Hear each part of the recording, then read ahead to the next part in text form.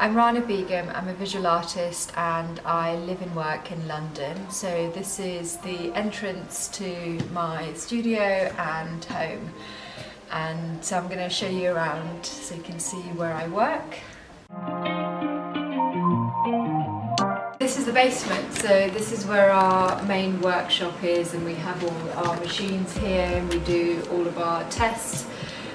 Initial tests, so anything that we first kind of come up with, we test it out and see if it's possible to kind of continue exploring this idea, or to make it in-house in the studio, or we outsource it and work with an external fabricator. This place used to be an engineering factory, so some of the machines are originally here before this studio and home was built. I have two spaces on ground level. First one is for documentation and creating work, and as you can see we're kind of also restoring and packing as well. The second space is kind of for more finer detail work that happens in the studio, but I can give you a little tour of the space in here if you can fit through.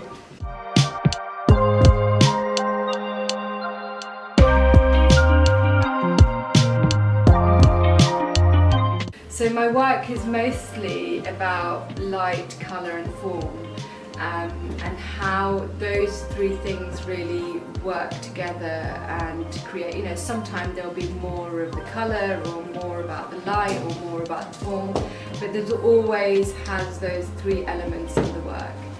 And so it will kind of, even though there's lots of different things showing in the studio, it kind of connects. You know, one work will throw up questions that gets answered by something else. I have these moments in the studio where I really crave or need things to be much more fluid, much more organic, for things to kind of happen naturally. And I love working with geometry, I love the hard edge geometry, but when I have those moments it kind of gives me a bit of a break, it gives me space to kind of think of other things. So this is our office. A lot of the projects that we work on, whether it's gallery or large-scale commissions or public art, we like to kind of make models. We sometimes do kind of drawings first and models after, or we'd make models first and drawings after.